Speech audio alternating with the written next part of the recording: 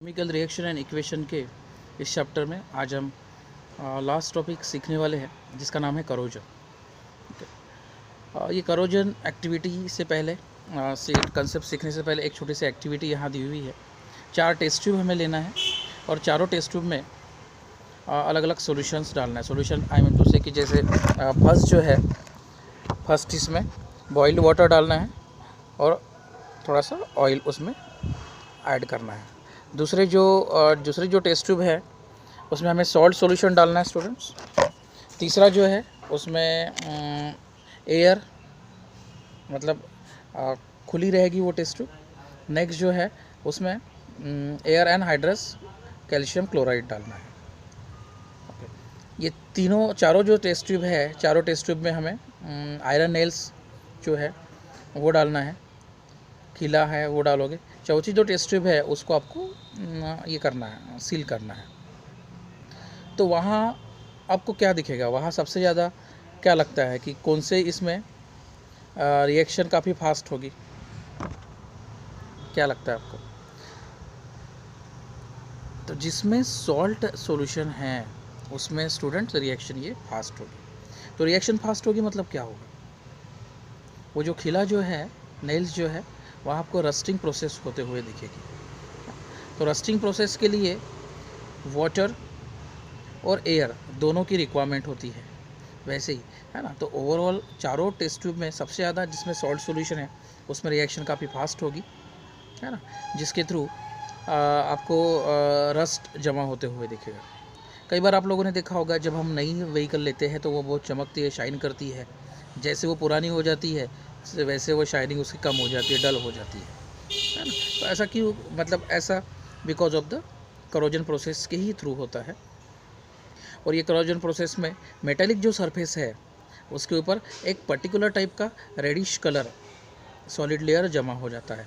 वही जो लेयर है उसको रस्ट कहा जाता है और उसका केमिकल जो फार्मूला है स्टूडेंट्स वो आपको पता होना चाहिए, Fe2O3 डॉट XH2। वो X stand for the number of molecules, water के मॉलिक्यूल, वाटर ऑफ क्रिस्टलाइजेशन है। ओके, तो ये जो रिएक्शंस है, आयरन जो फॉर्मेशन हो रहा है रस्ट के ऊपर, ये केवल ऑक्सीजन के साथ होने वाली रिएक्शन है क्या? नहीं। ओके, जो रस्ट बन रहा है because of the electrochemical reactions के माध्यम से हो रहा है। और ये इलेक्ट्रोकेमिकल रिएक्शन जो है वो एनोड और कैथोड दोनों पे होती है on the surface of iron. तो आप देखोगे कि एनोड के ऊपर जो होगा वो Fe ऑक्सीडाइज टू Fe2+ होगा और कैथोड के ऊपर ऑक्सीजन जो रिड्यूस होगा जिसके थ्रू पानी बनेगा वो जनरेट हो जाएगा। तो इस तरह से ये एनोड और कैथोड पे दोनों के ऊपर रिएक्शन होने वाली है। अब देखोगे जो Fe3+ आयंस है उसी से ही रेडिश कलर लेयर ऑक्साइड बना हुआ है और इसी को ही रस्ट कहा जाएगा। तो ये जो प्रोसेस है जहाँ रस्टिंग होती है, ये प्रोसेस में अलग अलग इन्वायरमेंट्स के कंपोनेंट्स जुड़े हुए हैं या फिर various components of the atmosphere is induced, है ना, जिसके कारण ये प्रोसेस होता है। तो अगर हमें करोजन की डेफिनेशन करना है तो कैसे करोगे आप? Degradations of the material due to the reactions with its environment is called as corrosion बोल सकते हो, या फिर हम बोल सकते हैं कि due to various component of the atmosphere oxidation of metals is happen and due to which the metal loses is strength, या फिर वो डैमेज होगा, तो ये प्रोसेस करोजन होगा। ओके, ये करोजन केवल आयरन के ऊपर होता है ऐसा है क्या? नहीं, ये सिल्वर वेसल के ऊपर भी हो सकता है, ये करोजन कॉपर के ऊपर भी होता है। आप लोगों को पता होगा स्टैचू ऑफ लिबर्टी, है ना, 300 साल पुराना कॉपर से बना है, लेकिन आज वो हमें ग्रीन दिखता है बिकॉज ऑफ व्हाट? करोजन।